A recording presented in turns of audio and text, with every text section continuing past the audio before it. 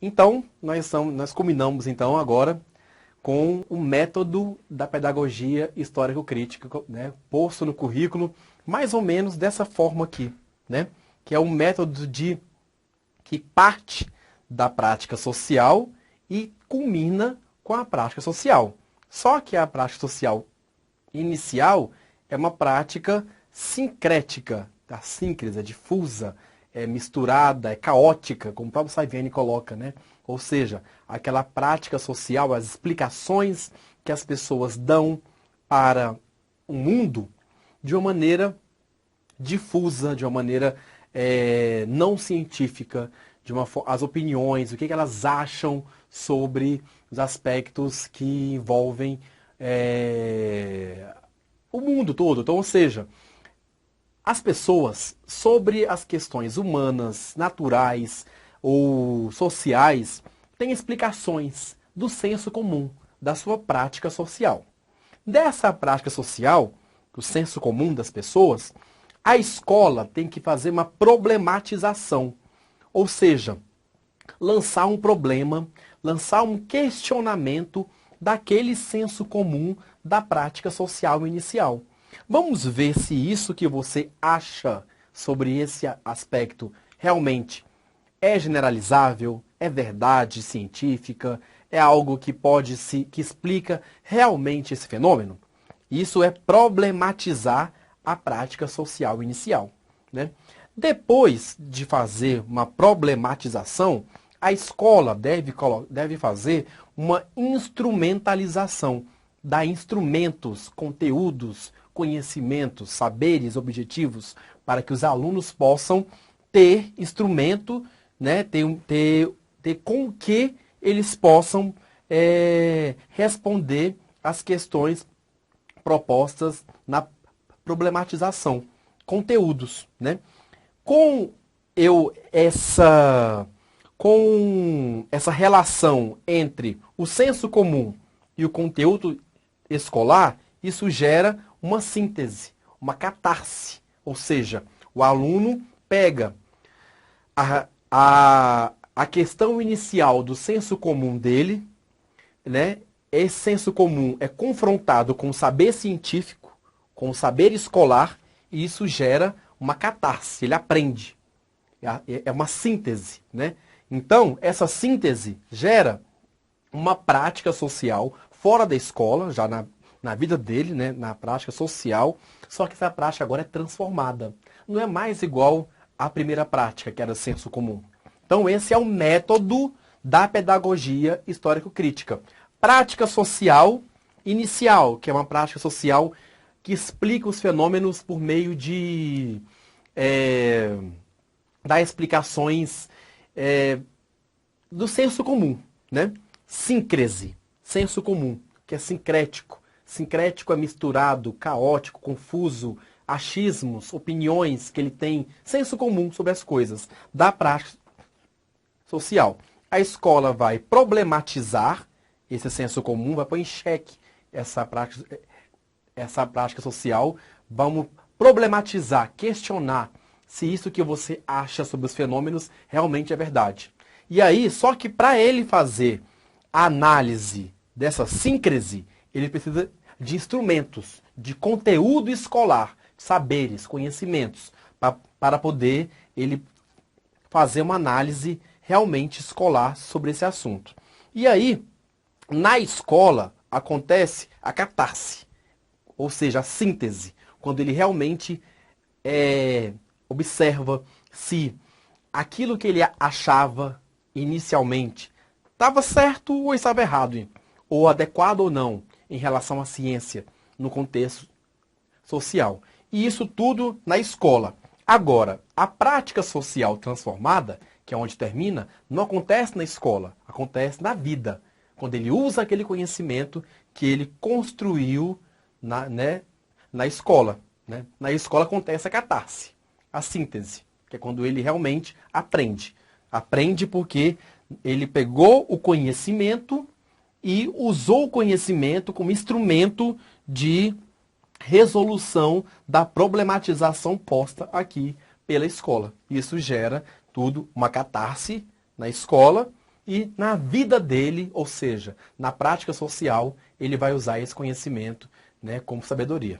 É nesse sentido que nós temos o método, né? Então, nós também temos aqui nos eixos, né, ainda nos pressupostos teóricos do currículo, nós temos os eixos transversais. Nós vimos agora a pedagogia histórico-crítica, passamos agora para os eixos transversais, né? O que são eixos transversais? São conteúdos que são organizados de forma em torno de uma ideia central, um eixo.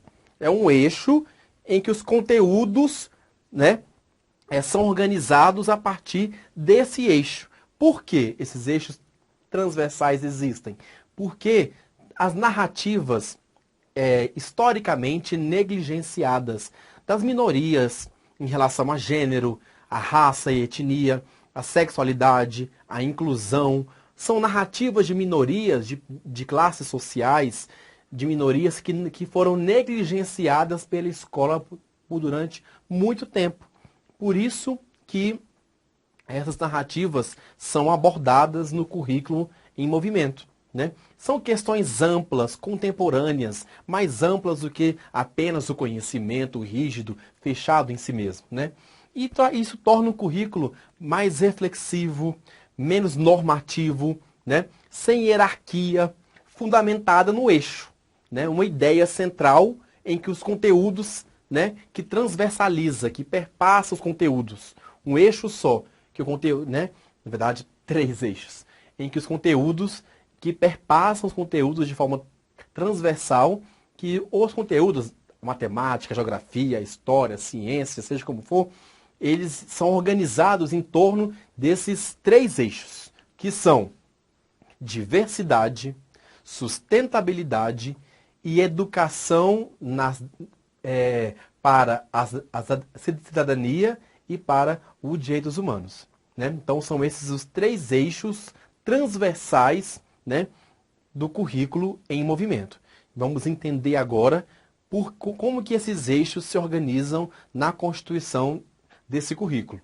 O primeiro eixo, como nós vimos aqui, a diversidade. O primeiro eixo traz como concepção de diversidade dessemelhança, diferença, heterogeneidade, desigualdade mesmo, né? Variedade humana, social, física, ambiental, que está presente na sociedade. E a exclusão das minorias não é aleatória, não é natural. Essa exclusão de algumas minorias diferentes recai em algumas minorias especificamente. Não é aleatoriamente que são excluídas, não é algo simplesmente natural, não é uma seleção natural que exclui as minorias, não. Há uma construção social, né, que exclui algumas minorias, algumas classes e outras não, né? Então, ou seja, gênero, sexualidade, intelectualidade, raça, etnia, orientação sexual, classe social, cultural, tudo isso é considerado no eixo da diversidade. Na prática, segundo o currículo e movimento, diz que a diversidade é reconhecer e refletir sobre a exclusão no ambiente escolar. É trabalhar pedagogicamente a diversidade, repudiar a atitude preconceituosa e discriminatória, né? E isso aqui é a forma de estabelecer a diversidade na prática, né? E aí, quando se trata de raça e etnia, alguns termos o currículo diz que deve estar presente na construção curricular das escolas, como, por exemplo, antirracismo, xenofobia, que é a aversão, a aversão ao estrangeiro, né? Aquilo que não faz parte dessa cultura, da sua cultura, afro-brasileiro, né? São termos que devem ser considerados quando se for discutir a questão de raça e etnia. Se discutir também nas escolas a ideologia do branqueamento, ou seja, de excluir a cultura afro-brasileira e africana da cultura brasileira e branquear o Brasil, branquear a cultura, trazer a cultura da classe branca, né, que existe uma cultura específica, advinda da cultura europeia, né, da classe branca como hegemônica e branquear, né, a cultura brasileira. Essa ideologia esteve e ainda está presente no currículo brasileiro e o currículo movimento se propõe a discutir isso e a negar e evitar, a questionar e criticar a ideologia do branqueamento. E cotas. A questão das cotas precisam ser discutidas também na escola. A necessidade da escola compreender que as cotas são fundamentais, não como um aspecto que vai por si só resolver o problema do racismo, mas como uma ação afirmativa, que afirma os negros, coloca os negros em evidência, trazem os negros para uma situação de ascendência, né, e de visibilidade, que não resolve sozinha, é claro, mas que é uma ação de afirmação dos negros, colocá-los, né, ali, ou no concurso público, ou na universidade, ou em cargos, né, públicos mais altos, para que essa afirmação do negro nesses locais traga, juntamente com outras ações públicas, né, uma afirmação do negro nesses espaços que historicamente foram negados. Essa discussão sobre cotas precisa também estar presente quando se trabalhar com o eixo raça e etnia, em diversidade. Né? Gênero gênero é um aspecto fundamental, porque diferença entre gênero e sexo. Sexo é biológico, sexo está na biologia. Se nasce macho ou fêmea, esse é o sexo desse indivíduo. Agora, com base nesse aspecto biológico, é construído o gênero, o homem, a mulher ou diversos outros gêneros que existem além deles, né? Porque há uma concepção de gênero de que não é biológico. O biológico é homem ou mulher, né? Ou melhor, macho ou fêmea. São dois sexos, se nasce macho ou se nasce fêmea.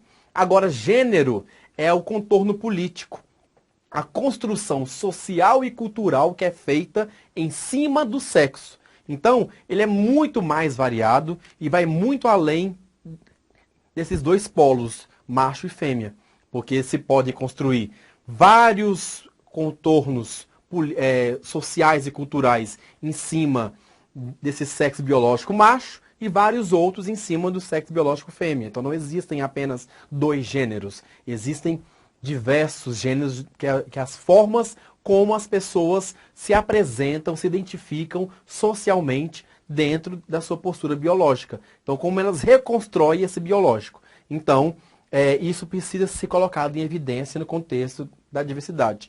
Contrapõe-se totalmente à naturalização, a algo que... Então, sexo é natural, sim, mas gênero é social. Até porque, de acordo com a cultura, com a fase histórica e com a sociedade, e com a própria subjetividade, se constroem vários tipos de gêneros, e não apenas dois, como o sexo é. Então, isso depende de cada pessoa, de como ela se expressa e se identifica socioculturalmente. E isso precisa estar colocado no contexto da diversidade. Né? E a sexualidade também. Tem que se falar de homofobia nas escolas, tem que se tratar a questão da homofobia, a discriminação, do preconceito e da violência contra homossexuais. Isso precisa ser evidenciado, trazido à tona na escola pelo currículo. O currículo precisa fazer essa discussão desde as séries iniciais, a educação infantil, séries iniciais até o ensino médio. Essas questões podem ser trabalhadas de uma forma pedagógica, né? Colocadas também que a diversidade sexual é algo inerente à natureza humana. Isso precisa ser evidenciado, precisa ser trabalhado, precisa ser politizada essa questão e os alunos precisam ter consciência dessa diversidade como algo normal. O que é normal na natureza humana é a diversidade, dentre elas a diversidade sexual. Né? Então, questões como homofobia, que é a discriminação, o preconceito e a violência contra gays, lésbicas, bissexuais, transgêneros e transexuais precisa ser evidenciada, como também a diversidade sexual, né, como sendo normativa da natureza humana, né? E aí, dentro do eixo da diversidade, nós temos também a educação no campo, que é um subitem do eixo da diversidade, né? Que aí coloca a educação no campo como uma organização social dos movimentos sociais, né? Que historicamente tinha um contexto de miséria, de exclusão social e educacional. A educação no campo surgiu nas lutas para a reforma agrária, os sem terra, os ribeirinhos, os quilombolas, os pequenos agricultores, né?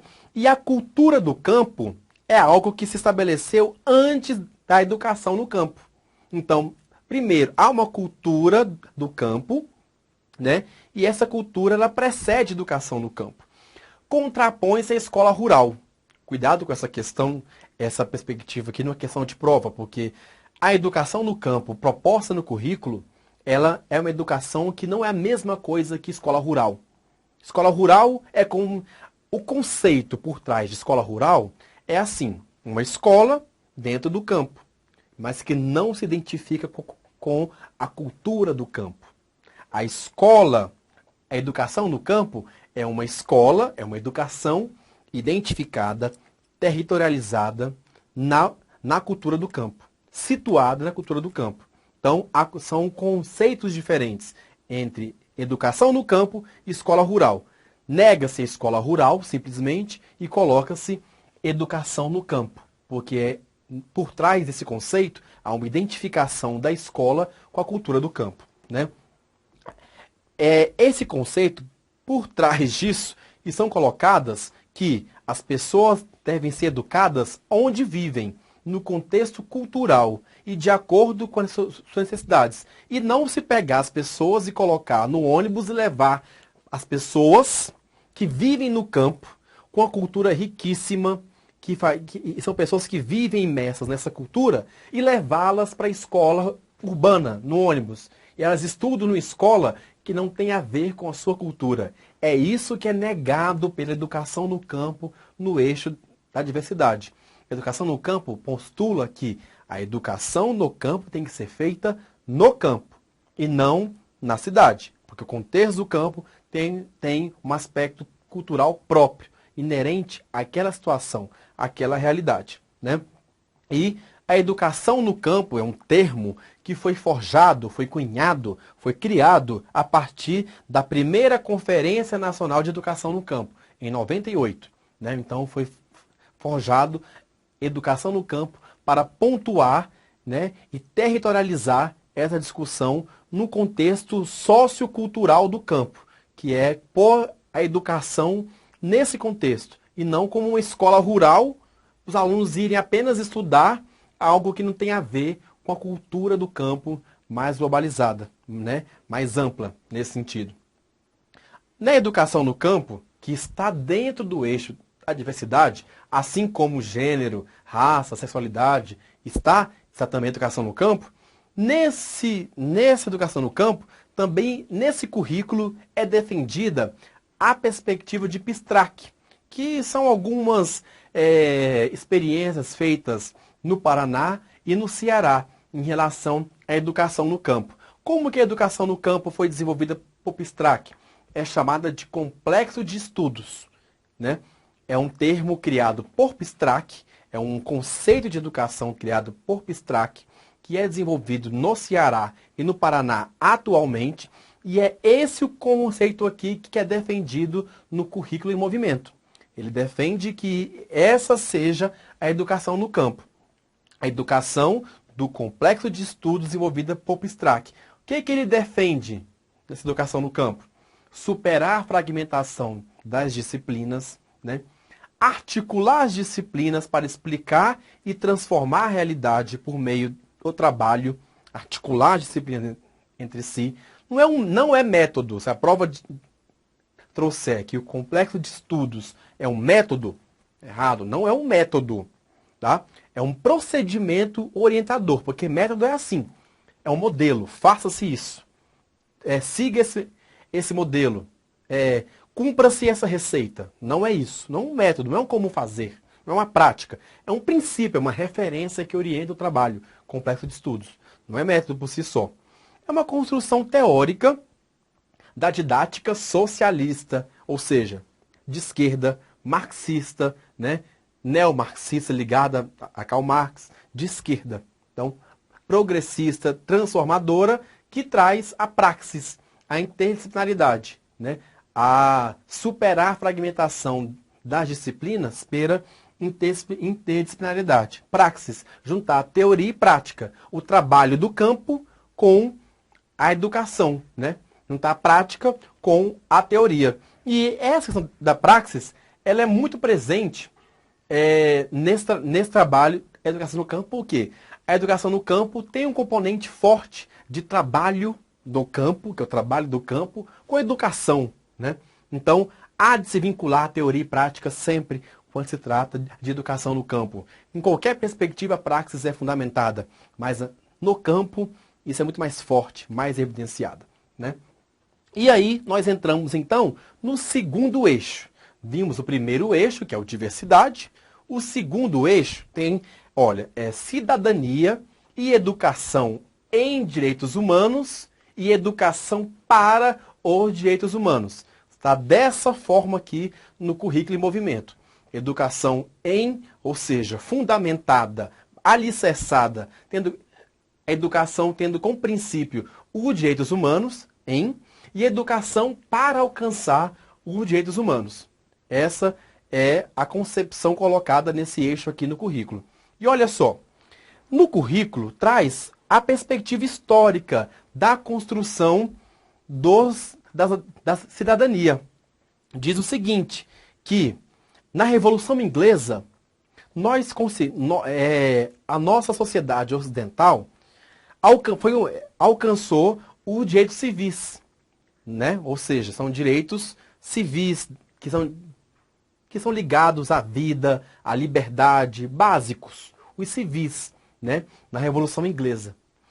Na Revolução Americana, foi um marco para o alcance dos direitos, dos direitos políticos, ou seja, de votar, de participar, a democracia, né? Você ter essa participação na sociedade, ou de forma direta ou indireta, foram os políticos.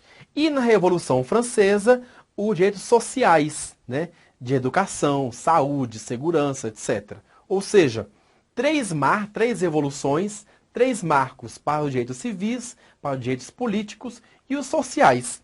Agora nós estamos na era da construção dos direitos humanos, que é um novo nível de direitos civis, os políticos, os sociais e agora os humanos, que é um novo nível dos direitos. Por quê?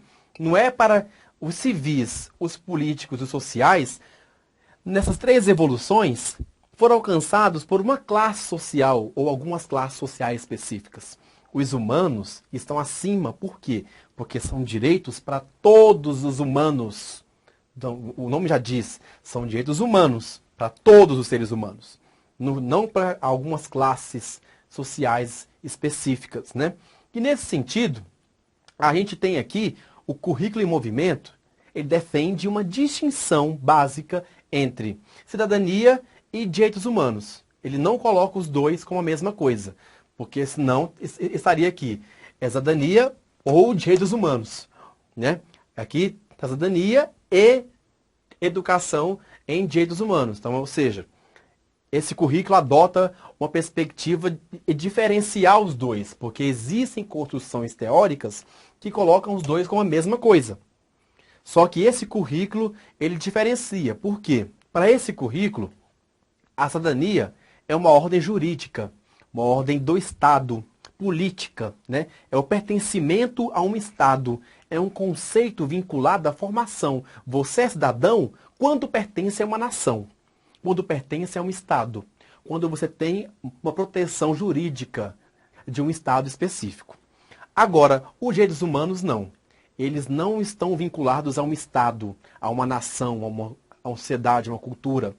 São universais, são históricos, são universais. Todas as culturas, qualquer nação, qualquer estado tem que ter os mesmos direitos humanos, ou seja, são vinculados a essa construção de cada sociedade, a qualquer nação, a qualquer que seja a cultura, a fase histórica, são universais. Então, enquanto a cidadania não. A cidadania está vinculada, está associada a uma nação. Cada estado, cada sociedade, cada cultura tem a sua visão do que é ser um cidadão.